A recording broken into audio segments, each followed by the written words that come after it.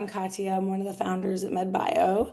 And yeah, we're excited to have the second session with Susan today. So yeah, I'll pass it off to you. I'm here for support if you need anything as you kind of go through things. So yeah. Sounds marvelous. Okay, so today we're going to be going through treatment um, and testing. And so it's definitely going to be a lot more controversial than last week. So last week, there are a couple of things that might have gone one way or the other. This week, definitely there is some controversy. But first, I wanted to welcome everybody back. This is our second session. We went in that first week, we started talking about perimenopause and how it's a transition. It's a period of time around that event where it is your 12 months after your last menstrual cycle. We looked at the straw 10 staging. I won't go too much back into that again, but we understand that that's really all about a clinical framework, not so much about testing, but the clinical aspect of it. And then just realizing how many different symptoms and issues that you may have when you are going through perimenopause. So I'm going to ask again. I said I was going to ask this officially, but what is one thing that you've used with your patients since the last session, if you have at all? And I'm going to put this over here so I can see if I can pull up the chat. And for some reason, I don't see it today. Well, that's okay. Um, so remember, perimenopause is a clinical diagnosis. It's not really based on lab work, although you can use that as a backup. What you're looking at is if you're over 45, you got those cycle changes. In other words, it's getting to be more than 7 days in varying between menses to the point where you're not having one at all. Then you don't really need to test just to say, okay, this woman's in perimenopause.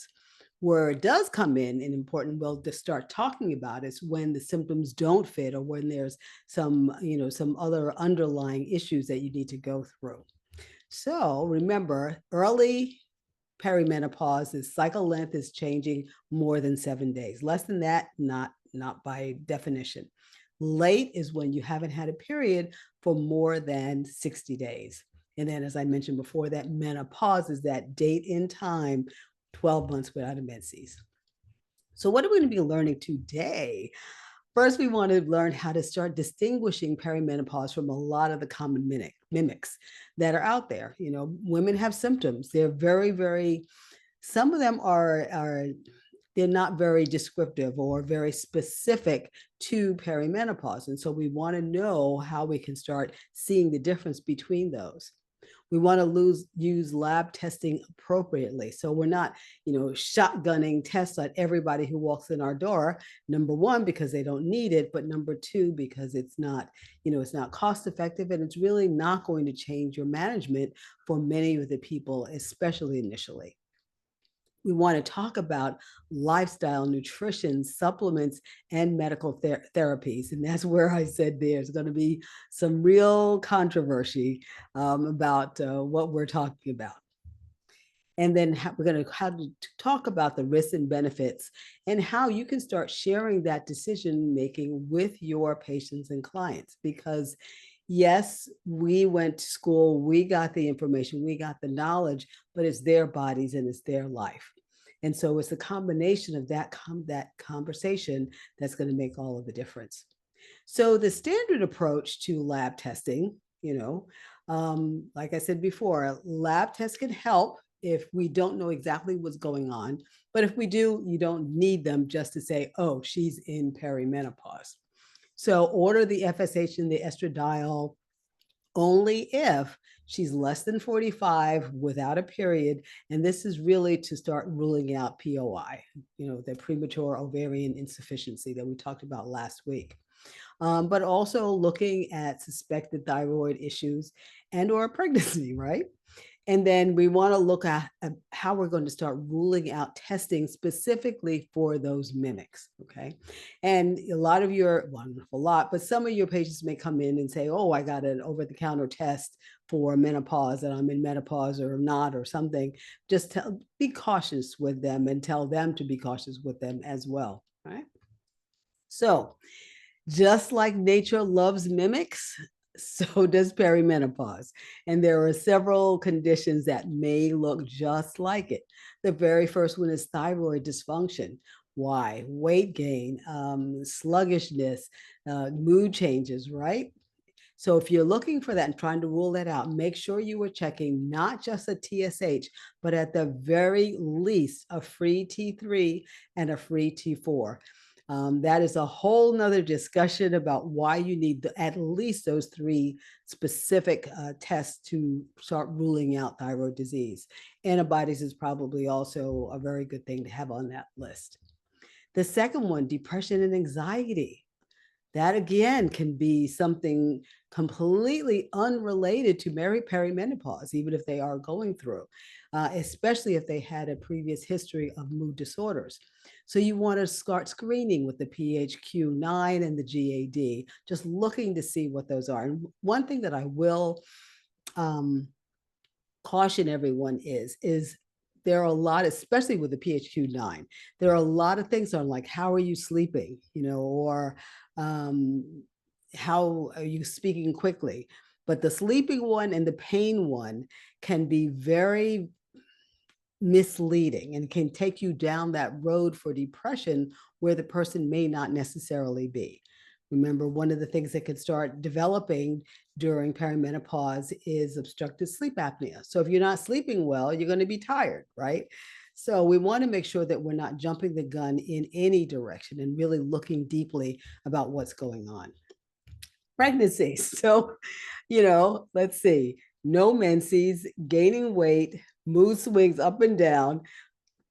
Yes, it could be perimenopause, but yes, they could be pregnant. So just make sure you rule it out, right? PCOS is another one, especially with those irregular cycles. And then, of course, as we mentioned before, the premature ovarian insufficiency. And as we know, that's a much more younger cohort that's going through that. So with that, you want to make sure you're checking your FSH twice, 2 different times, because remember, all of our hormones vary from day to day. And you can also look at the anti-Müllerian hormone.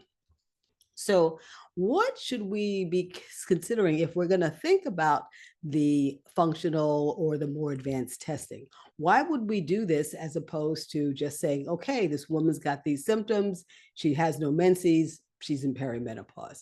Well, here's when we want to start looking. Number one, if there's a complex case with a lot of different symptoms going on, and it's not just a matter of no menses and one or two things, but a lot of things are going on. Two, when the standard testing is inconclusive, like if your FSH is one level one day and another level another day, and you just can't figure it out, you might want to do some of the other testing to personalize treatment approaches. And then finally, if there is an HPA axis dysfunction, just because the adrenals have such an impact on our sex hormones, we want to make sure that we're not, again, looking at one thing that's impacting another. Okay. So let's start talking about some of the more deep testing. And these are two companies that I work with a lot. I started with Dutch, the dried urine test for comprehensive hormones, started with Dutch years and years and years ago. And I have to say, they are spectacular. Their follow-up is great. Their test is great. And their educational platform is wonderful. So if you want to start learning more about the Dutch test, I would recommend starting there. They have essentially anything you could possibly need to get started. So what exactly is this doing? It's going to be looking at, and just like it says, it's a dried urine test. So the patient, well, sounds a little strange, but they'll pee on a piece of paper, it dries, they fold it up and they send it. They do that 4 times, at least 4 times throughout the day. And if they wake up in the middle of the night, they'll do it again. It's going to measure estrogen, progesterone, androgens, testosterone, DHEA. It's going to look at what I find specifically valuable. It's going to be looking at the metabolic metabolites of those hormones. So you're not, if for say for instance with estrogen, you're not just going to be looking at the three estrogens, E1, 2, and 3. You're going to be looking at the specific pathways that they go down. You know, is it an inflammatory pathway that's more likely to lead to a breast cancer? Is it a more protective one that is less likely? And then you can really adjust what you're doing going forward just like that. It's also going to be looking at your cortisol. So again, a 24-hour cortisol pattern as well as melatonin. Then I found that to find that that particular group of hormones is amazingly important, especially for someone going through perimenopause at a time when, you know, usually we're very stressed anyway. And so just having that really complete picture is very, very helpful. More recently, I've been using also the Vibrant hormone Zoomer. And the reason for that, they have a slightly different panel that they're looking at, is slightly more expanded. So they're also looking at endocrine disruptors like BPA, specific nutrient support. It's a little more detailed. I will say their educational thing is not quite up yet to Dutch. It will probably get there at some point. And I've had more issues with collection. And this is because they actually have it's liquid urine that you're sending back. So the patient has to freeze it and then send it back, things like that. So you can get a little more complicated for the patients, but there's a lot more information on the test. So like I said, I go back and forth depending on what I'm trying to look for in that particular patient. Okay.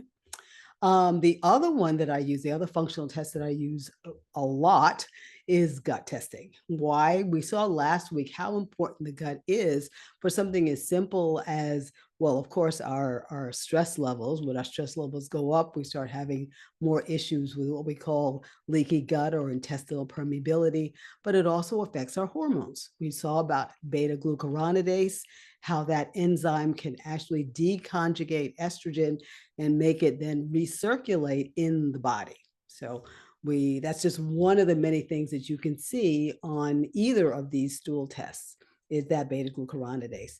GI map again was out in the field long before, and that what they're looking at is not a traditional, like if you went to any hospital and you asked for a stool test, what you're going to get is a stool culture. So they would take a little bit of the stool, they send it away for culture, see what bacteria were in there. Well, the problem with that is that, first of all, it's hard to grow some species, but then you're not going to get any anaerobes. So you've knocked out a complete class of microbes when you're doing just a stool culture. Then, so what they're looking at instead is looking at the DNA of these specific microbes. So the bacteria, the viruses, the any of the organisms that are there, the fungi, H. pylori, you're looking at the actual DNA in there. So it's a lot more specific, and you'll get much better answers. The Vibrant Zoomer is, again, this is from Vibrant Wellness. It's going a little bit more in depth than the GI map. And it's looking also at digestion, specifically at digestion, and some other markers for antibodies and things that make it a little better if you're, again, looking for a really, really, really in-depth result. Both of them are really helpful, especially when you're looking primarily for hormones. Let me get a drink. So,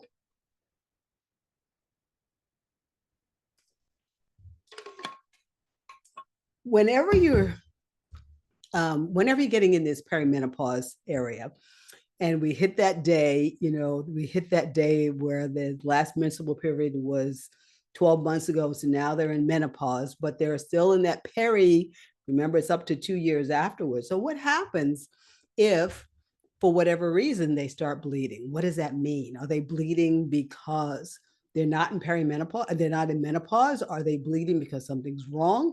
And so you want to start looking at specifically why this might be happening.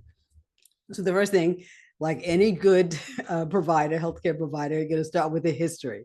You're going to ask them, like, what's exactly going on? And there's a way that you can follow how much they are bleeding. It's a little pattern, and they'll just mark down for each day how much they are, how much blood there is on these pads. You want to look at their age, their symptoms, the risk factors, and their history. Then your exam, of course, you're going to be looking at, how big are they? Remember, excess weight, especially fat, is more metabolically active, more hormonally active. You're going to look at the pelvis and everything. And we're going to go a little more deeply into how you can start categorizing that. Laboratory, everybody gets a CBC, of course. You want to know what the hematocrit and hemoglobin is. They're going to get that pregnancy test, a TSH as well. Selectively, though, you may start looking at coagulation studies. Do they have an issue with prolactin? Do they have something else going on? If you need to go into imaging, the first thing you're going to start with is a transvaginal ultrasound. And then if need be, you can actually infuse saline in and get a better picture there. Oh, good. Now I can see the chat. Wonderful.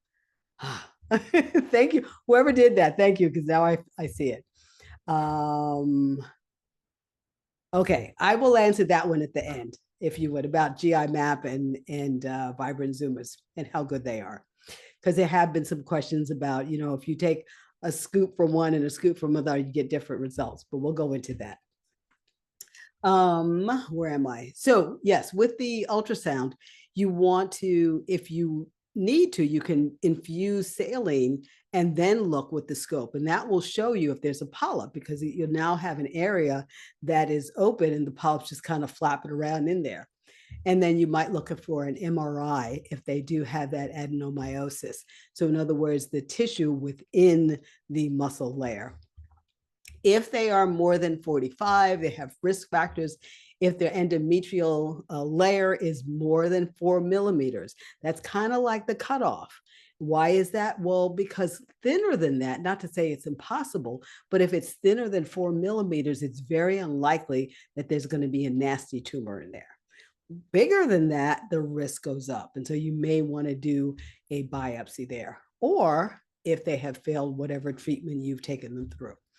And then finally, we're going to categorize, and we're going to get into that right now. So what is the POM? It's the POM and Cohen. So POM is, what do you call them when it's you got letters to beam that? It'll hit pop up in my head. So PALM is the polyp, okay, 10 to 40%. And that's going to be, they're going to be bleeding in between menses. Again, you're going to see what's in there, either an ultrasound or putting the saline in to kind of blow up the area. The adenomyosis, heavy bleeding here. This is what we want to look at. And if need be, you want to do either an ablation, or if it's really, really bad and not responding to any kind of therapy, unfortunately, a hysterectomy. Leiomyomas, going to be a higher number. And if they're submucosal, those are the ones that are going to cause the most bleeding. Just think about it. If you've got a little polyp, yes, it might bleed, but then again, maybe not. And then the treatment is maybe an IUD, maybe the gonadotropin agonist, or maybe surgical. And then finally, the thing that we're really, really concerned about is it a malignancy? Okay. Again, look at that endometrial layer thickness being more than 4 millimeters. And I'll show you a picture of what that might look like in just a moment. Okay. And then the COEIN, those are the non-surgical causes for the abnormal uterine bleeding. So C is for a coagulopathy. The highest number come from von Willebrand's disease. And so if you have a patient who's coming to you and they say they've been heavy bleeders since day one, thank you, acronym. Oh my goodness. You know how things just kind of fly out your head? Acronym. So if they've been bleeding heavily since menarche, then you absolutely want to think about, not necessarily do it, but think about testing for von Willebrand's. Ovulatory dysfunction, yes. I mean, that's what perimenopause is all about, all of that unopposed estrogen. endometrial, so the anything that's going on with the actual endometrial tissues, abnormal prostaglandins, and NSAIDs. So you wonder, like, why do you treat a bleeding disorder with an NSAID when NSAIDs can actually cause some gastric bleeding or something? Well, it's actually because they inhibit the prostaglandins. And then finally, an oral tranexamic acid, which is antifibrinolytic. So it's going to keep the clots from breaking down. Iatrogenic is do we have them on anticoagulants? How many times do we not think about the aspirin they're taking for their heart or something else? SSRIs, you wouldn't even think that that would be something that would cause bleeding, but it also impairs platelet function. Tamoxifen does, IUDs, and hormones. And then finally, not yet classified. So these are the rare zebras that we may not see often, but we will keep them in the back of our heads. Okay. So how do we actually start managing this? Let me move this down just a little so I can see that a little better. So the first line is going to be progesterone. If we remember back last week and we saw the menstrual cycle, and estrogen's job is to start building up the endometrium, right? To start supporting a pregnancy. Progesterone's job is to stabilize it. So if we've got a lot of growth, but no stabilization, then you might have more bleeding. So that's why we want to start with progesterone initially. It can be either cyclic or continuous, and that's, like I said, it's going to stabilize the endometrium. Second line would be using an IUD that has a synthetic progestin. So you can see up to 90% reduction in bleeding. Okay. Combined oral contraceptives, it will reduce bleeding 40 to 50%. And like I said, there are pros and cons to all of these, right? And acute bleeding, this is something to keep in mind. So if you have someone who has a very, very, very heavy and acute bleed and you want to get it stopped quickly, then that is the space for a high dose progestin, not progesterone. That's going to take too long, but a high dose progestin will pretty much stop it within a couple of days, okay, where you may not see that anywhere else. Non-hormonal, we just talked about that one. Again, 5 days during your menses. And then finally, if need be, a surgical ablation or a hysterectomy. Okay. Now, what about the aches and pains and the joints and everything that happen when we are going through perimenopause? Well, a lot of times, you may have headaches, or your patients may have headaches or migraines. Palpitations are huge, and we wouldn't normally think of palpitations with being associated with perimenopause, but they can be, and they often are. So things like that, dizziness and vertigo, these are places where you may go into their PCP, talk about it, and then get sent to another specialist who has nothing to do with hormones, where in actuality that is the problem. Okay. So what does the treatment landscape look like?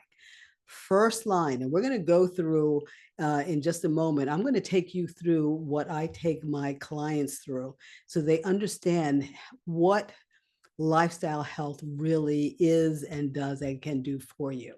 So we're talking about diet, exercise, stress management. And I shouldn't even say stress management because I don't like that word, stress reduction. And I'll share with you why I make that little sticky point, and sleep hygiene. So we have non-hormonal options. So that would be the medications, the supplements, the nutraceuticals, all of those. And there are some, and cognitive behavioral therapy. Some of them have wonderful backing and evidence. Some of them maybe not so much. But I want to challenge you to remember that even the placebo effect has an effect. Okay, so if you have a patient or a client who's telling you that her supplement that she got, is giving her relief, then it's really, as long as it's not doing her harm, it's not up to you to say it can't do anything. Okay, because it is in her case. And then finally, hormone replacement therapy, whether or not it's bioidentical or not. And this can actually relieve a lot of the symptoms that women go through. So we're going to be getting into those as well.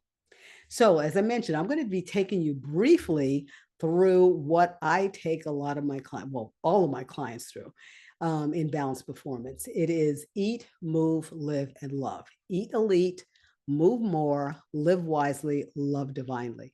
And the reason I say this and put it this way is because I let them know that if they make these changes in a consistent pattern, they can literally change the expression of their DNA.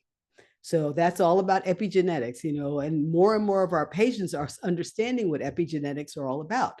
We may have the gene, we may have the BRCA gene, but we can shut that gene down if we do the right things, or often if we do the right things. Okay. So here's what I take them through. And if you look at this, and if you take out a little piece of paper, it'll be fun. I'm going to take you through it so you'll come off and understand your specific eat, move, live, love, where you might want to be a little stronger, where you are maybe struggling a little bit, and you'll understand how you can talk about this to your own patients. So I'm going to ask you 5 questions in each one of these categories. Each one will be scored from 1 to 10. So 1 means you've never done it in your entire life. 10 means absolutely every single day, this is a part of your life. And you'll be able to download this as well if you haven't already. Okay.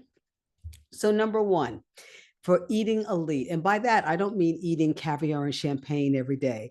I mean, are you eating the foods for you, the right foods for you at this stage in your life? So number 1, are you at the optimal weight for high performance? And I don't mean are you a certain BMI or whatever, but what I do mean is, are you at the weight where you can do what is important to you? So if you are an elite athlete, maybe you do need to have a body fat percentage of 3 to 5%. But if you're not, maybe what's more important to you is, if you're a mom or a dad, can you get on the floor with your kids or your grandkids? Can you get down and play with them and get back up again and run with them and run up a flight of stairs and not be winded and feel like, life is about to end? That's what optimal weight is going to be for you. So now score yourself 1 to 10. 1 means you're not even close. 10 means you're right there. The second one is, are you eating a nutritionally balanced whole foods diet? Not the chain, not the grocery store chain, but are you eating foods that you recognize what it is? Is it a potato that looks like a potato, or does it come in a can with all the chips exactly the same size because they are all so super processed?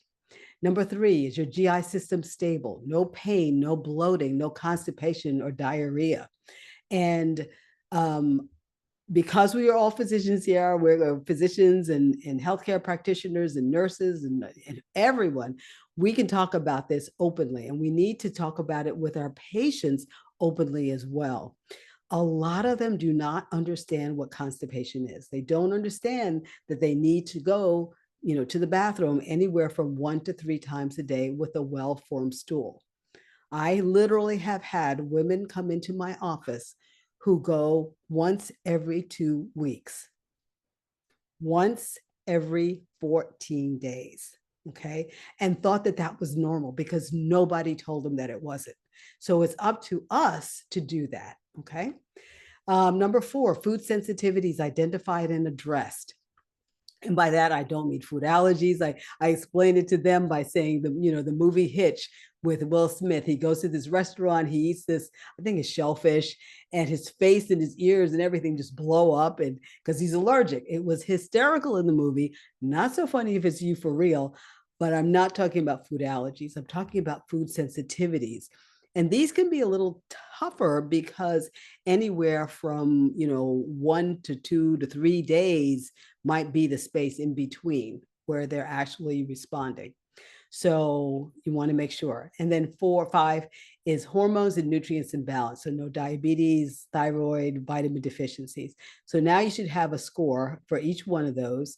If you don't have the wheel, you can, well, you probably can't print it out at this point. So just add those 5 numbers up, divide by 5, and that's your score for eat.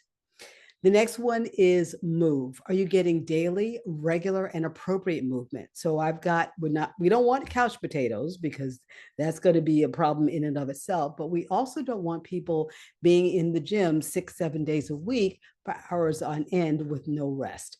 The body needs a balance. Two, strength, stamina, and flexibility. Like I was saying, can you get on the floor and get back up again? Something I challenge them to do, and I challenge you to do it as well. Get on the floor, cross your legs, and then stand up without putting down a hand or a knee or a foot or anything like that. If you can, then that's great. Three, are you taking those scheduled rest days we just talked about? Four, getting energy and healing, yoga, Tai Chi, Qigong. There's a reason why there are cultures where people live well into their 80s and 90s in a healthy and productive way. It's because they have this whole mind, body, spirit aspect.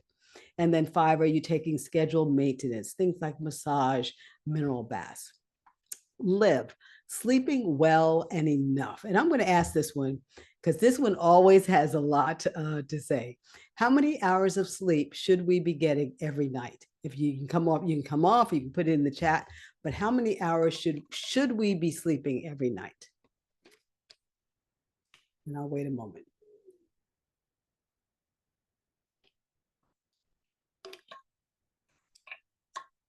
7 to 9, says Naya. Love that. Anyone else? Okay. Well, she's exactly right. It is 7 to 9. Okay. Now, the next question that I do ask, though, is we know that's what we're supposed to get, but how many hours do we actually get every night? And here, I ask people to put that in the chat, and often I see 5, 6, sometimes as little as 4 hours every night. And you and I both know that that is not enough sleep for people. Okay. Are stress and anxieties levels low? Do you know your purpose and are you living it at home and at work? Well, you all are here, so I know you are living your purpose. Do you feel secure in your finances? And then finally, are you having fun and experiences that bring you joy? And then finally, in love, are you loving yourself where you're at, believing space for growth? And this is an important one, especially for women who are going through, well, women, period, but women who are going through perimenopause where they may be struggling, where they may have, they just don't feel like themselves anymore. This is so important because on any particular day, you are most likely doing the best that you can on that particular day. But a lot of us tend to be very hard on ourselves and would speak to ourselves in a way that we would never speak to anyone else. And so I challenge you, not only for yourself, but for your patients as well, to give them that grace, to teach them how to treat themselves with grace. Number two, recognizing and expressing gratitude daily. 3, strong, loving relationships. 4, involvement with and commitment to others in a way that feeds your purpose.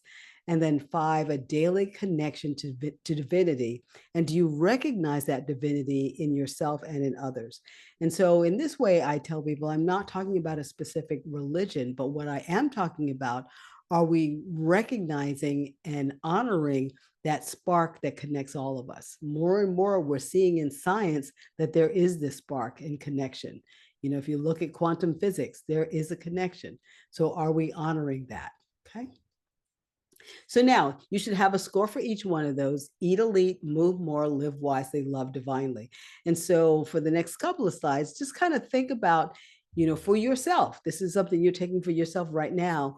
Where might I get a little bit better with lifestyle? Where am I already doing pretty well? A lot of people struggle with eating elite. And I show this one specifically because it's very good for people with hormonal issues. Why is that? Well, you've got the omega-3s in the salmon. You've got nuts. You've got fiber. You've got cruciferous vegetables, which can be calcium deglucarate. You've got blueberries, which are antioxidants. You've got more fiber over here with flax seeds. You've got anti-inflammatories with turmeric. I mean, this is a spectacular picture of what the way we want our patients and clients to be eating. Okay. Specifically for breast cancer, here are the more important things. That whole food, those whole foods we just talked about, needing to be low glycemic and fiber rich. The fiber is going to feed the bacteria in our gut that don't make beta glucuronidase. So we want to like kind of knock off having too much of beta glucuronidase. The vitamins specifically D and B. D because of gut health and inflammation. B is our methylation. I mean, B's are just amazingly important. And vitamins D and magnesium are probably two of the biggest nutrients that we are missing in our wonderful standard American diet that many of us tend to eat. The omega-3s, good for inflammation and heart health, probiotics for our gut, and zinc is not only anti-inflammatory, it's good for our thyroid function and our immune function. And then finally, as we just talked about, address constipation, stay hydrated. Moving more, okay? And I tell people moving doesn't need to be getting to the gym and working out, and lifting weights, although weights are very helpful. It just means you are moving throughout your entire day, whether it's stretching, dancing, running, Tai Chi, whatever it is that brings you that joy and that you will do on a consistent basis. So this is what you're teaching your patients. They don't, a lot of us feel that if I'm not getting that hour into the gym, I've wasted my day, and therefore, what's the point in doing anything? However, what we do share with them is that if they, throughout their day, right? So pretty much every hour, take 1 to 3 minutes to do something, whether it's, some deep knee bends or some dancing or whatever. Maybe you do have some weights by your desk, or a walking treadmill. I have one here. So if you're doing that throughout your day, guess what? By the time you get to the end of the day, you have done your 30 minutes that's recommended. It's so much easier that way. Okay. Living wisely. So what does that mean? Lowering your stress. Like I said, it doesn't mean managing it. And I tell the story of the Siegfried and Roy and the white tigers. And they were in Vegas for decades. They had this wonderful show, and they would whip the tigers, and the tigers would go up like this. It was spectacular until the day it wasn't. And then it was a disaster. Okay. So I tell people to look at their stress as if it's a white tiger. Reduce it, turn it into a kitty so that it cannot come back and bite you. Get that restorative sleep, 7 to 9 hours. Maintain an optimal weight for you. Let go of control and love what you do. Okay. This one I love to ask as well. So, how many chemicals do you think the average woman puts on her skin every day, puts on her body? And this one I will wait for a couple. How many chemicals does the average woman put on her skin every day? 6. Okay. Let me get a couple more. Be bold. Anyone else? Take a wild guess. Okay. 10. Texas is 10. 15 to 20. Oh, we're going up. We're going up here. More than 10, less than 1,000. True, true. More than 10, less than 1,000. You got it. You got it. 168. 168. And that is the average woman. That's not the woman who's, putting on a whole bunch of stuff. That's average. So what does that mean for our body and toxins? Yeah. How? Well, take a look and look at the products that you have. If you don't have a lot of organic stuff that's just pretty pure, just look at it. Look at the traditional stuff you buy on the counter. Look at the stuff that's on the back and how many things are there. Yeah. Ouch. Ouch. So why is it so important? Well, toxins are everywhere. When we think toxins, we're thinking, all the smog, and you all are out there. A lot of you are in California, I think. So you understand what that's all about. But that's the external. But there are also the xenoestrogens that we come in contact with every day, So the things we're putting on our body every single day. And why is that important? Well, because, toxins will stress your liver, Your liver is what gets rid of these toxins and gets rid of excess estrogen. If it can't do its job, then you start gathering all of these toxins, and it tends to lead more towards things like cancers and illness. So we want to make sure, here's how we flush them: support our liver, our kidney, our gut. We want to do the phytoestrogens. We're going to talk about some of those. Reverse the constipation we just talked about, hydration, and saunas and fresh air. So something as simple as going outside in air and just deep breathing first thing in the morning will detoxify you, or at least start to. Okay. Saunas are spectacular for that as well. So just keep those in mind. And then finally, love divinely. So love yourself, love the world, and love everyone that's there. Okay. So now let's get into, that's all of the lifestyle. Okay. So we got the lifestyle stuff underneath, and you'll be able to, if you understand it yourself and believe in it yourself and believe in the changes it can make, you'll be able to express this with your patients and clients in a way that they will actually get on board with you. Okay. So phytoestrogens and botanicals. Chaseberry is probably the one, or Vitex is probably the one that has the most backing, the most evidence behind its action. And it actually acts as a dopamine receptor agonist. Okay, so what does dopamine do? Makes us feel good, right? But it also leads to reduced prolactin. Okay. The soy isoflavones and red clover. The reason to know all of these is that a lot of your clients are going to come in and saying, "Oh, I got this over the counter," and you want to make sure. Like I said, two things. Number one, is it going to harm them? Because there are some, we're going to talk about one right next, that might actually harm them if they have liver disease.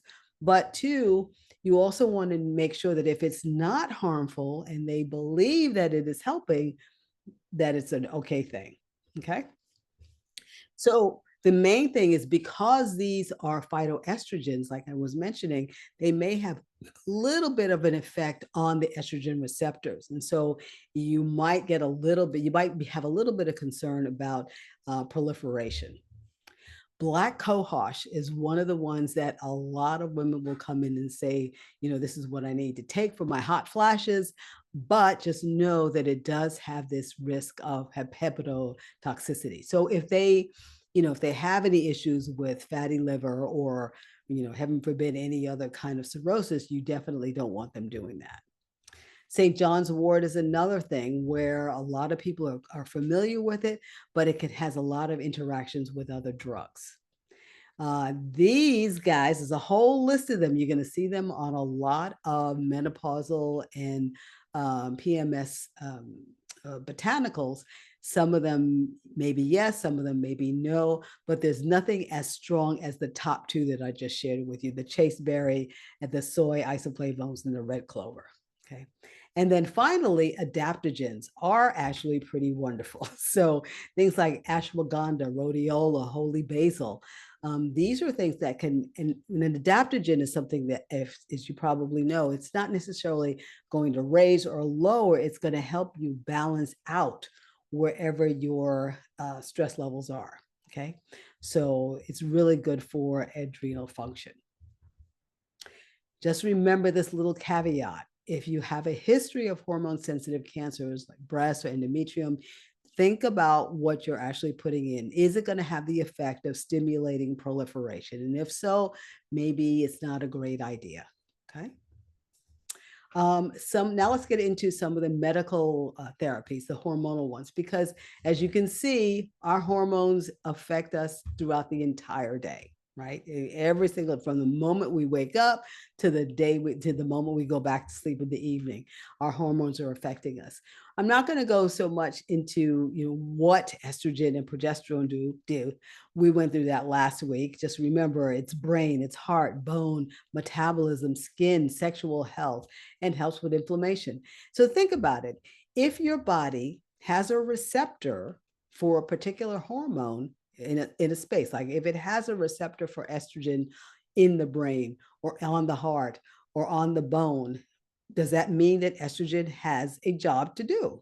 Well, yes, it does. Same thing with progesterone, and same thing with testosterone. And actually, there's more testosterone than there is estrogen. they've got receptors in so many different places. Probably the number one is the thyroid receptors. So those are the three that we're going to be talking about. And here's one of the first controversies that we're going to talk about. Have any of you heard about, or either heard about, or talked about, or believe that if someone has not, if they've gone through menopause and they haven't had any kind of hormonal therapy, that they cannot then start hormonal therapy if it's been more than 10 years after menopause? If you have you ever heard that one?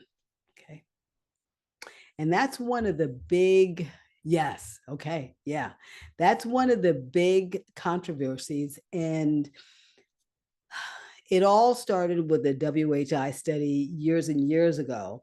The problem with that came out and said that estrogen was going to cause breast cancer. It wasn't good for the heart. It was a whole big thing. However, we're going to get into why that may have been the problem. And actually, they've now kind of backed off of a lot of what they said. And we'll go into that in just a moment. And testosterone, I do want to go into more detail since we didn't do it last week. It is vital, not optional for women. We want to sometimes think of it as being the male hormone and estrogen being the female. But as we learned last week, we both need both. We don't need as much testosterone, but we do need it. Well, what does it do? And where is it made? This is where it is: the ovaries, the adrenals, and in the periphery, DHEA gets converted into testosterone. Okay. It peaks in our 20s, which is when, we've got all that vim and vigor, and then it starts to decline as we start to age, right? Look where these receptors are. Remember what I just said? Brain, muscle, bone, genital tissue. And I didn't even put in there breast as well. It's got these receptors in all of these tissues. Therefore, it's got a job that it does. And then it supports your libido and arousal. When we think about testosterone, this is probably where we think of number one. Number two, though, motivation, focus, confidence. So, if your testosterone is low, you're going to struggle with feeling good about getting up in the morning and going to do what you're going to do. You're going to struggle with standing in front of a group and speaking with confidence. Okay. Muscle maintenance and metabolic rate. So, not only guys, but women, if you're in the gym, you're working out and you're not putting on any muscle. Now, of course, we don't want, unless you're a bodybuilder, you don't want huge muscles, but you do want muscle tone. You want to look good, right? So that's what testosterone does for us. Bone strength and collagen integrity. We don't think about testosterone supporting our bone. We learned last week estrogen and progesterone together, right? Because it's the osteoblast in class, but testosterone also is in that mix. So when all three of them are firing on all cylinders, our bone strength is much, much, much better. And then finally, our mood stability and vitality. Okay. So what does it look like when we have low T? Because women can have low T too, right? Diminished sexual interest or pleasure. Okay, it's just not fun anymore. Flat motivation, like I said, it's hard to get up. It's hard to keep going throughout the day. And this is despite being, even if you do get estrogen back, despite that, you start losing that lean muscle mass and you start developing more of that visceral fat that we all know is so dangerous. Fatigue, brain fog, and you can't recover quickly when you do exercise. So, you may go to the gym, but then you're wiped out for days afterwards, and low morning energy despite getting sleep. So let's start talking about the different ways that you can actually start giving these hormones back. So we've decided, the person's low, the woman is low, we're going to replace her. What does that look like? So with estrogen, there are three main types, and we're going to talk about these, especially this last one in a moment. But the ways that we can give them orally, so either just a pill or an oral dissolving tablet. So you kind of put it in your cheek and let it dissolve over the course of 10, 15 minutes. Transdermal, so going through the skin, patches, gels, creams. Vaginal, the cream, usually you can put like that's really just going to be local.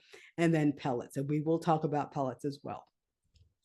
Transdermal, out of all of those ways, has the lowest clot risk. And that's one of the things that came out in the studies way long ago, was that estrogen would increase clotting in addition to cancer.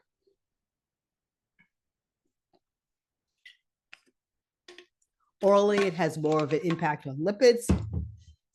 And vaginal, of course, you're going to have that local effect on the genital urinary symptoms. Progesterone comes micronized or synthetic orally, transdermal, vaginal, or you put it in IUD. So micronized, especially the compounded, is much better for sleep and for mood. Okay.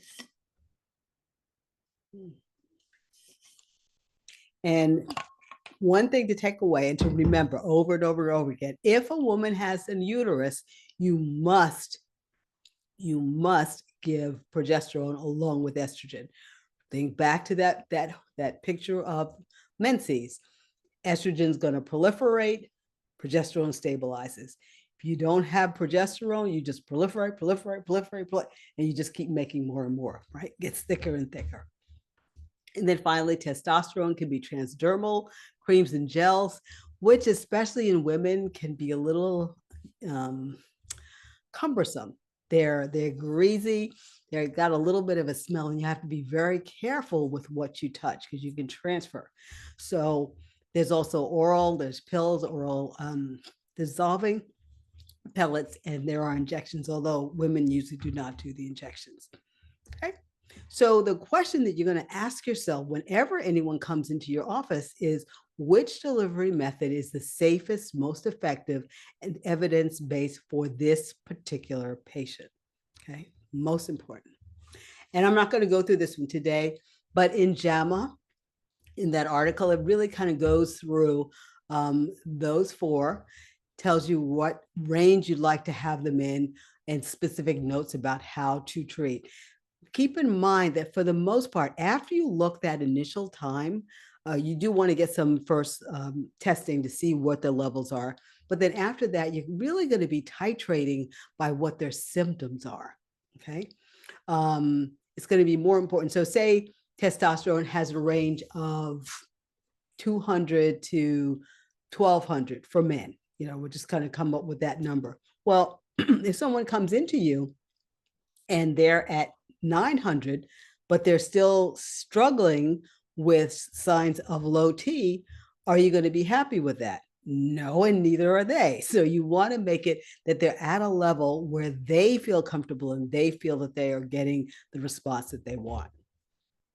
So what about this, right? Doesn't estrogen cause blood clots and DVTs and thromboses?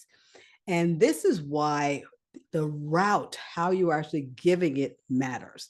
So there's a whole first pass effect of estrogen coming in through the mouth, going into the gut, and then going to the liver, going through that first pass. What it does is starts upregulating the clotting factors, the stress hormone binding globulin, CRP, that's an inflammatory marker. So now we're having that higher risk of 2 to 4 times of venous thromboembolisms, as well as higher stroke risk in women.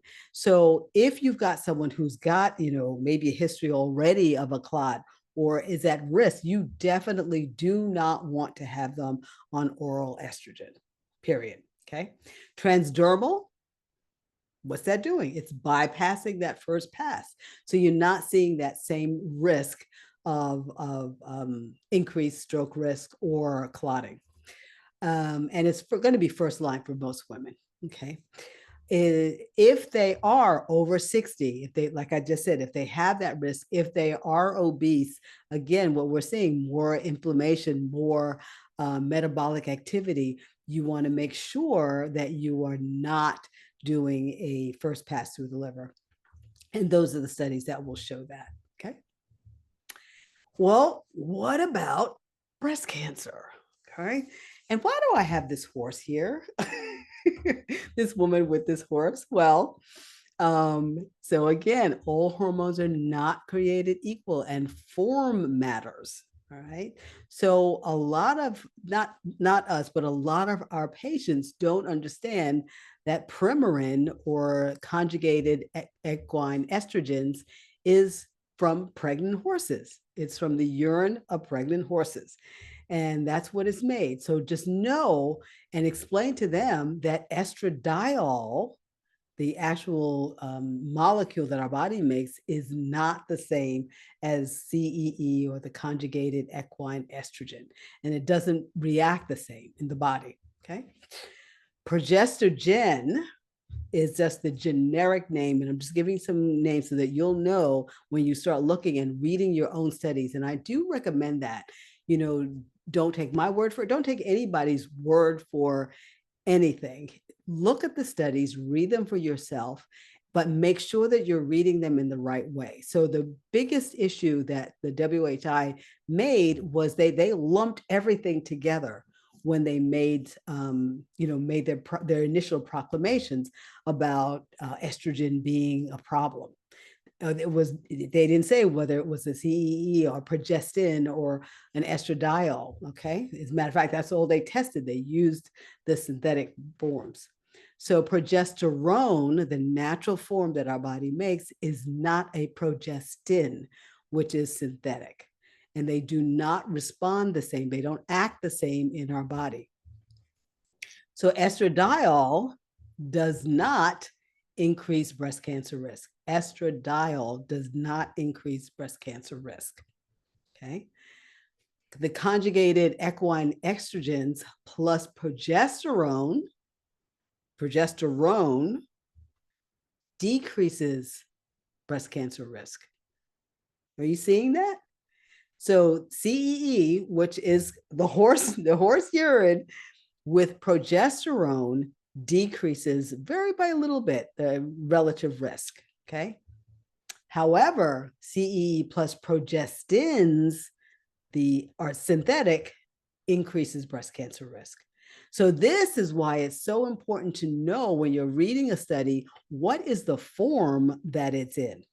Because the response of the body is so different all throughout.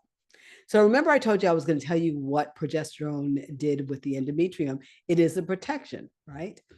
And we're talking about the oral micronized progesterone. Where'd that go? Okay.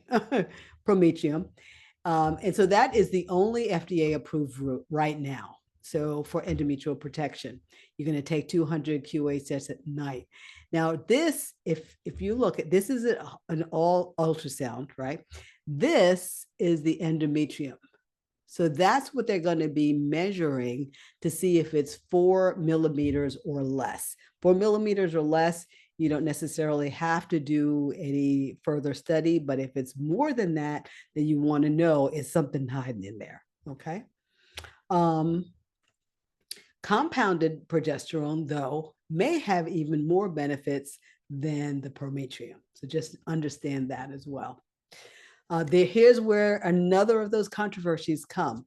So a lot of people, well, if transdermal is great for estrogen, why don't I just use it with progesterone? Why can't I just put progesterone cream on? You can, but it's not going to do anything for your endometrium. Why? Because it doesn't get there. It doesn't get there in numbers high enough. Okay. So if you are on estrogen, you cannot rely on transdermal progesterone to protect your endometrium. Okay. So someone asked last week, were we going to talk about pellets? And yes, we are. And I'm going to give you what you're going to get from the majority of reading that you do, unless you go specifically to a pellet company where they have really dug even further into the research. Okay. These are two pellets. The small one is estrogen. The larger one is testosterone. Okay. So what are they? Those little guys. They are subcutaneous implants. Okay. Either testosterone, estradiol, or both. They slow release. So they're put in usually, in fatty tissue. Why? Remember we talked about fatty tissue is metabolically active. So it's put into fatty tissue and it releases over the course of 3 to 6 months. Men's usually tend to last a little longer, women maybe a little bit shorter. And it's a little minor procedure, like it's a little bit of local, you poke and they do go in. So where's all the controversy about this? Why is it such a big thing? Well, number one, there's no FDA approved pellets for menopausal therapy in the US. There just aren't. But I challenge you, and this, I want you to think of everything that we're talking about in the way for you to make your own decision. Okay.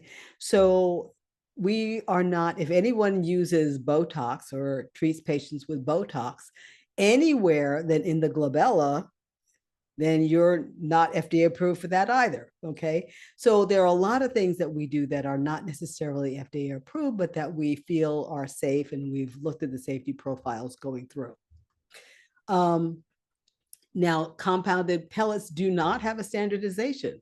So buyer beware. Be sure if you are going to do pellets, be sure you do your homework. Check the company that's there, check where their pellets are made, check how they're made, because they are made differently.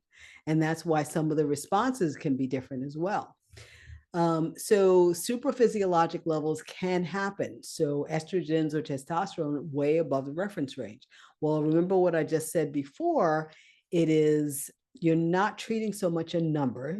You don't necessarily want it to be crazy off the roof all the time, but you're not so much treating a number, you're treating symptoms. So you want to kind of follow that. And like I said, that's another discussion altogether. And like I mentioned, not all pellets are the same. They're not made the same. And therefore, when they're put in, some may dissolve very quickly. And if they do, you're going to get a really quick surge, and then it probably backs off just as fast as well. But then there are going to be others that are made differently that have a slower onset and a slower offset as well, off ramp as well. And so those might be a little bit better because now the body's not seeing this great big jump and then a plummet. Okay. Now people will ask, especially with testosterone, you can do weekly testosterone, either once or twice a week with testosterone. Well, what is that? Why wouldn't you do that?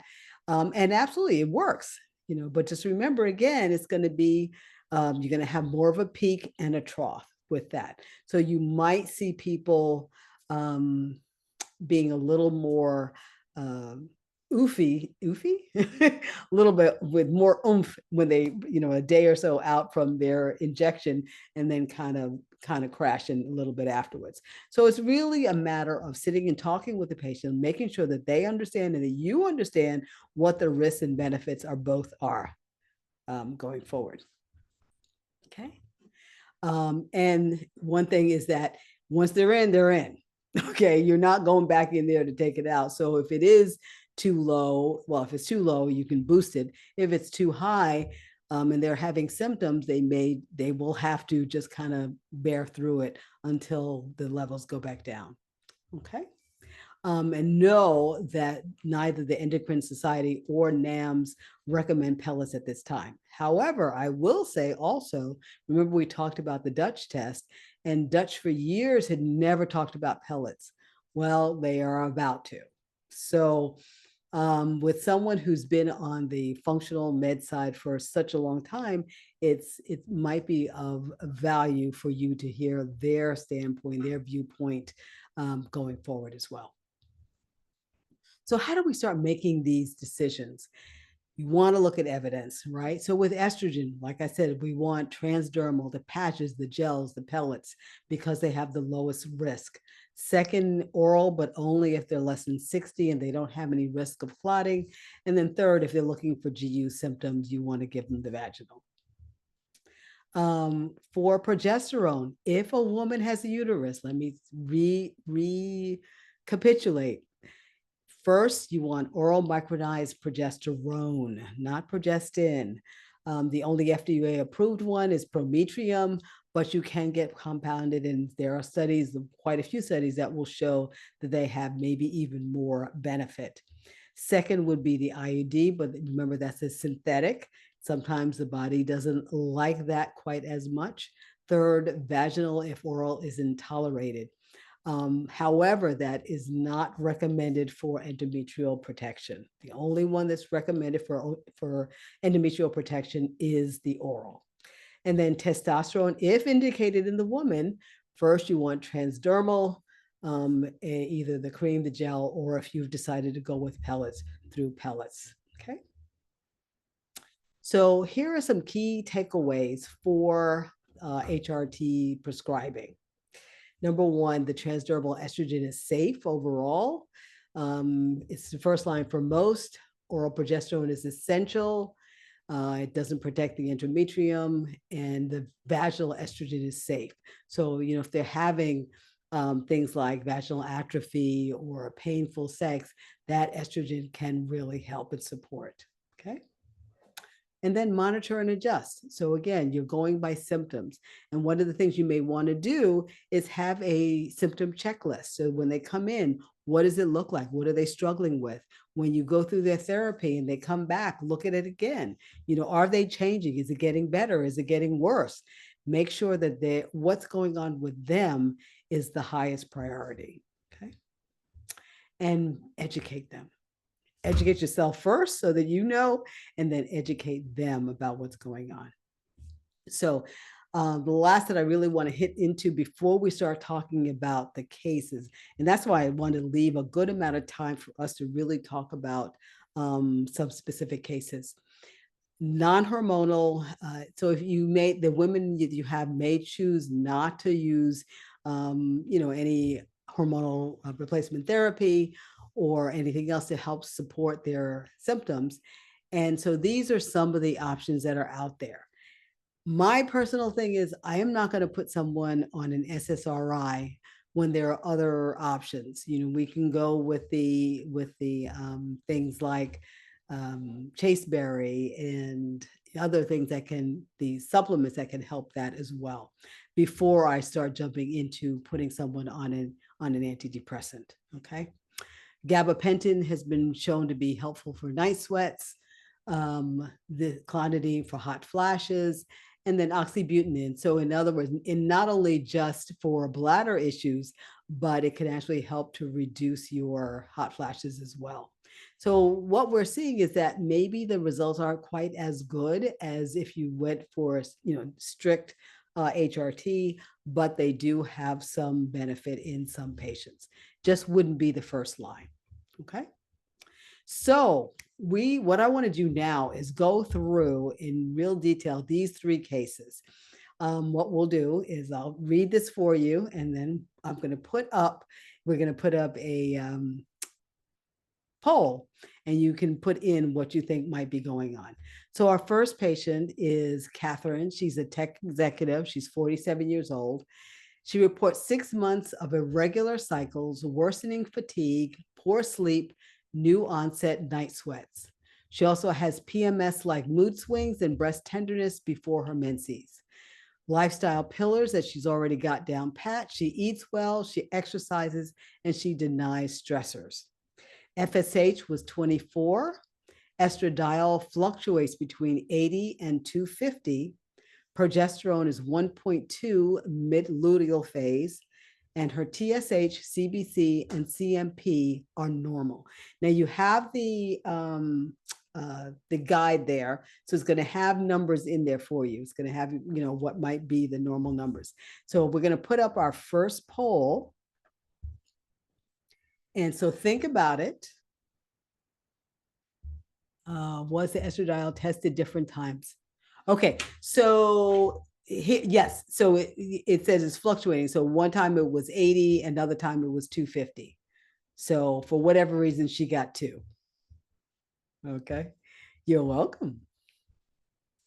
All right. So Katya, are you able to put the poll up at this point?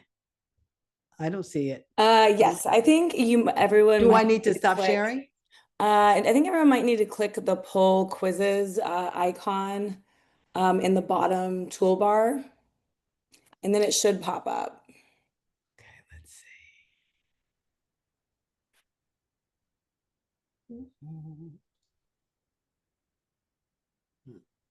see. I don't see it, but I guess it's okay if I don't see it. Yeah, no, yeah. In the bottom, it said there's a Q&A closed caption, show captions, and then there's an icon. It says polls, quizzes. Hmm. Okay. Is anyone else able to see it? Anyone else? And then the question should pop up. No, you can't No. see it either. Yeah, I don't Mm. see it. Oh, that is strange. And we were so prepared. I know. I have it here. I wonder if that's frustrating. Hold on. Maybe what I can do is I can just copy it into the And chat. put it Give in me the chat. one Yeah, that'll second. be fine. Sorry about that, guys. No, not at all. Okay, transcript Q&A. No. Yeah, no, it's not here. I mean, that would be silly if If it it's only I can see it. Okay. Put this in here for everybody. okay. So while we're waiting for Okay. that, oh, there we go. Here's a poll Okay, perfect. question. So yeah.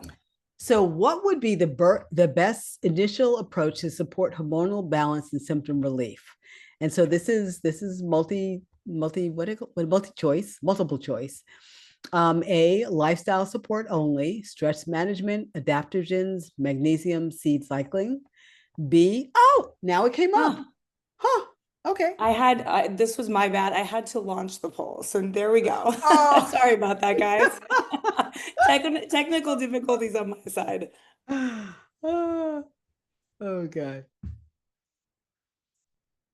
So this is the first one. So this is just question one for this one. You know what? You know what? Hold on to the poll. Don't answer it quite yet because it's asking us to do all three. So you can't submit until they're all three there. So let me go through each three cases, then we'll come back and do the poll. So the second one is Linda. She's a teacher, 52 years old. She is 2 years postmenopausal with significant hot flashes, sleep disturbance, and vaginal dryness. History: her mother had breast cancer at 63, and her mammograms are normal. She has a BMI of 24. She's a non smoker. She has osteopenia and wants to know if hormone therapy is safe. Okay. And then our third person is Marisol, who is a cyclist and 54 years old. She is 4 years postmenopausal.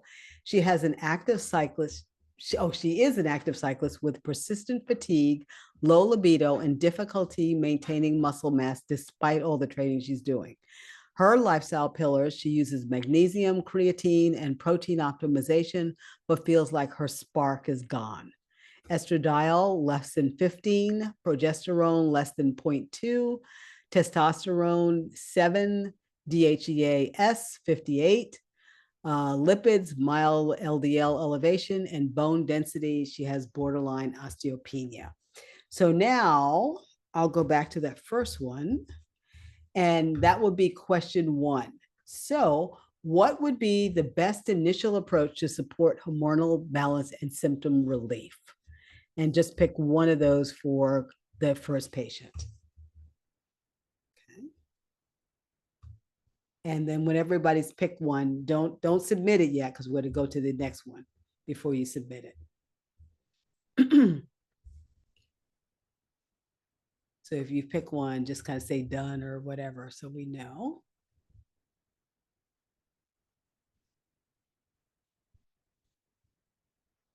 So you have lifestyle support, low dose oral microdose progesterone nightly, transdermal estradiol patch, or a combined estradiol plus oral progesterone. Okay. So the second one is Linda, the teacher, 2 years postmenopausal with hot flashes, sleep, and vaginal dryness. Mother had breast cancer. Her mammograms are normal. She has a normal BMI, non-smoker, osteopenia, wants to know if hormone therapy is safe. That's why she's in your office. Which therapy offers the best symptom relief and safety for this patient profile? Is it transdermal estradiol plus oral micronized progesterone, oral conjugated estrogen plus synthetic progestin, vaginal estradiol only for local symptoms, or non-hormonal therapy, SSRIs or gabapentin due to her family history? Okay, that's the second one. And then the third is Marisol, who's the cyclist, 4 years postmenopausal, cyclist with fatigue, low libido, can't keep on her muscle. She uses magnesium, creatine, and protein, but her spark is gone. Estradiol is low, progesterone is low, testosterone is low, DHEA is low normal, lipid mild, LDL, and bone density is borderline osteopenia. So for her, which regimen best addresses her physiology?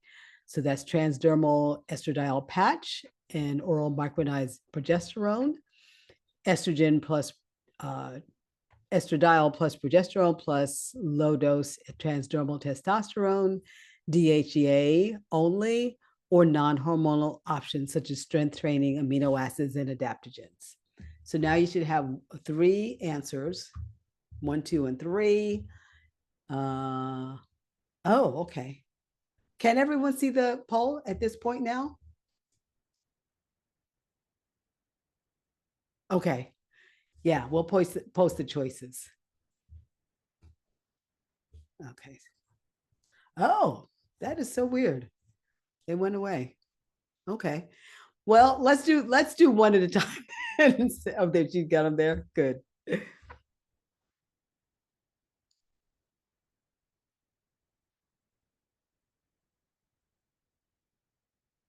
Okay. Okay, yeah, they're the three of them are, I don't know why people are, Okay. yeah, there's Who knows what's apologies for the difficulties. Yeah, all three are in right? the Oh my chat. goodness. Tech. What can we say? All right. So let's start with the first one. Okay. So the first question, we'll go back to, let me go back. We'll come to that in a second. So the first one is our tech executive, irregular cycles, fatigue, new onset night sweats, FSH 24, her estradiol is fluctuating, it's high, it's normal, progesterone is okay, and TSH, everything else is normal. So what would you start with her? First of all, what do you think is going on? And then what would you start with her?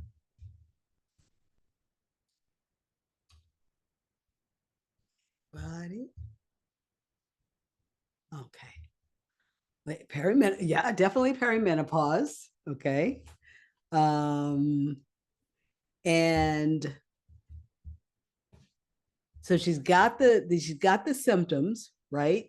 It doesn't really say how long her cycles are. It just says irregular, so we can't really tell. Um, so the best line of treatment with her, let's see, needs more progesterone to balance the estradiol. Yes, yes, okay. And why is that? Why wouldn't we want to give her estradiol initially? Right? Okay, maybe 80, that's not bad, but 250? No, we don't want to give her more because we don't know what her estradiol is doing right now. It's fluctuating, it's up, it's down, it's all over the place. But we do want to give her some relief, and we can do that by starting with progesterone. Good choice. Good choice. Okay, so then the second one, Linda, 2 years postmenopausal, got the hot flashes, the sleep, the vaginal dryness. Her mom had breast cancer, but her mammograms have been normal. Okay, so with her, what's the most important thing for us to tell her before we do anything else? Is it safe for her? Let's put it in quotes. Is it safe for her to have hormonal therapy?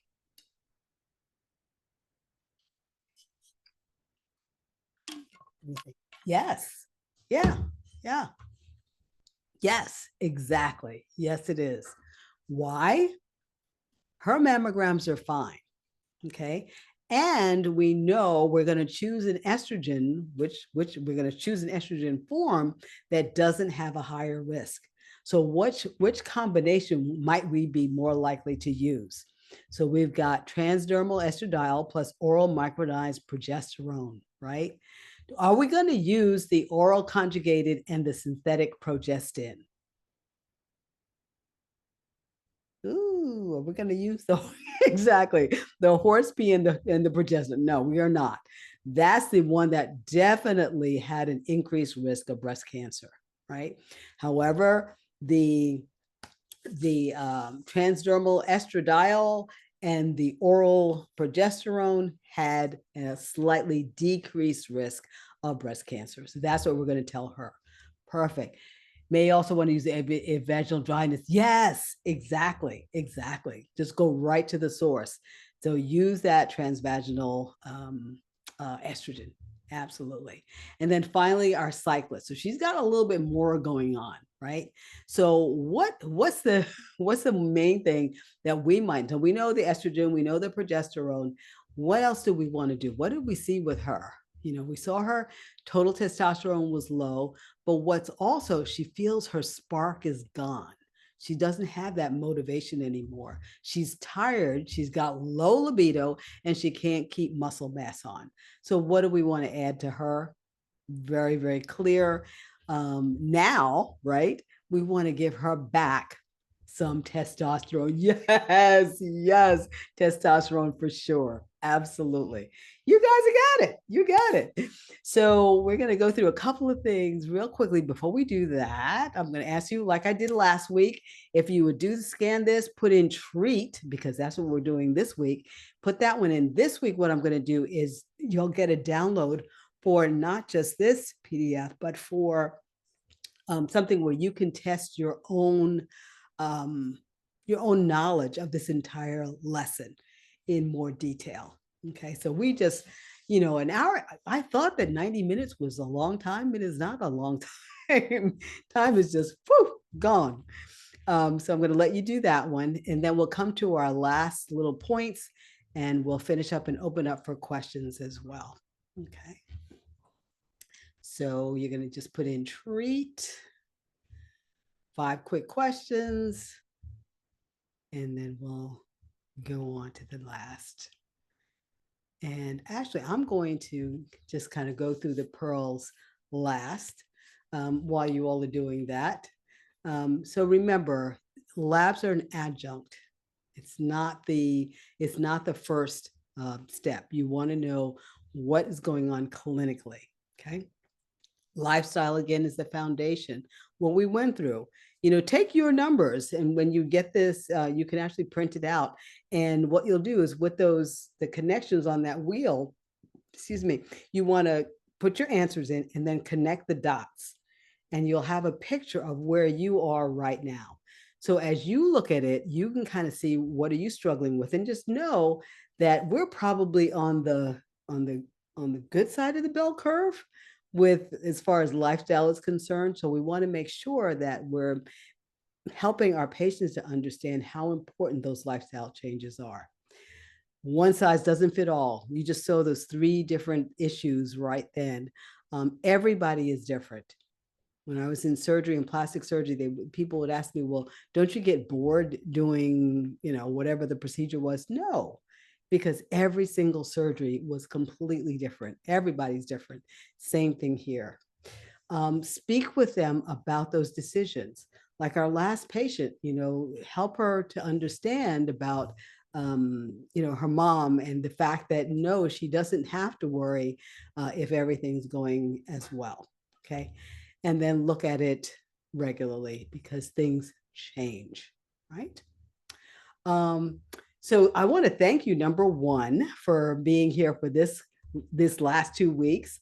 And we are actually, because there's just so much more to share and to learn, we are actually going to be putting together an advanced certification program with more complex cases. And I've been talking with Katya about making this not so much a webinar, but having it where we can actually talk with each other and just have more interaction going back and forth. So we'll be talking about all of these things in that next one. And then also, you know, now that you know, how do you start marketing and then speaking with your patients and communicating confidently? Okay. So thank you very much. Let's see if there are any. Treat doesn't work for you. Hmm. Did it work for anyone else? Everyone else? If not, I can send it to you. Yeah. I'm going to share it with Katya anyway, so she can send it to you. Yeah. Tried NSAIDs and not having a lot of success switching to norethadone. It's been helpful for some, but not sure of the safety long term. Um, you mean for bleeding or specifically? I'm going to stop sharing. Is that what you meant? NSAIDs for bleeding? Breakthrough bleeding. Yeah, yeah, yeah. What about progesterone? Have you thought about that one? Okay.